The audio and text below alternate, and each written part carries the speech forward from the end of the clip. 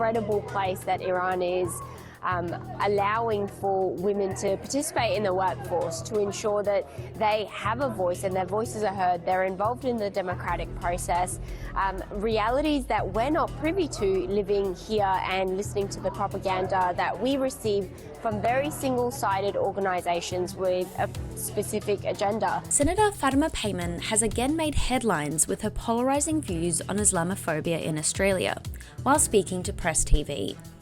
The former Labor MP and head of newly announced Australia's Voice joined a gathering this week to discuss the representation of Iranian women in Australia, challenging the apparent hypocrisy of the West. Payman highlighted the agenda of media stereotypes and how this representation affects the rights and identity of Iranian women in the country. Recently, Senator Payman said the pylon has gone too far on two Sydney nurses recorded online saying anti-Semitic remarks.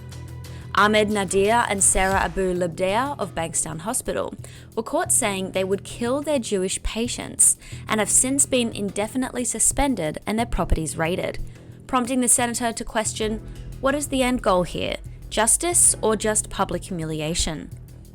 While Payman acknowledged that the nurse's comments were wrong, she also called out the hypocritical elephant in the room that was the intense media coverage of the incident, especially compared to other religiously motivated hate crimes, including the Sydney woman accused of deliberately driving into Sheikh Wessam Chakawi. The Prime Minister has commented. Premiers and ministers have weighed in. The entire media landscape has been consumed by this story, front-page news around the country for days on end. And this isn't the first time Payman's strong beliefs have caused a stir. Who can forget her infamous moment in Parliament where she unleashed on racist Pauline Hanson? If that is not racist, what is it? Oh, it's not racist. Oh, somebody bring the dictionary because Senator Hanson does not know the definition of racism. While Hanson and Payman are pretty much on opposite ends of the political spectrum, both have an ability to make their voices heard, and both cop a lot of criticism for it.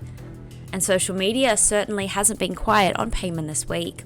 Reactions including calling her completely shocking, disingenuous, or completely out of her depth, and comments saying it's time to go back to Afghanistan.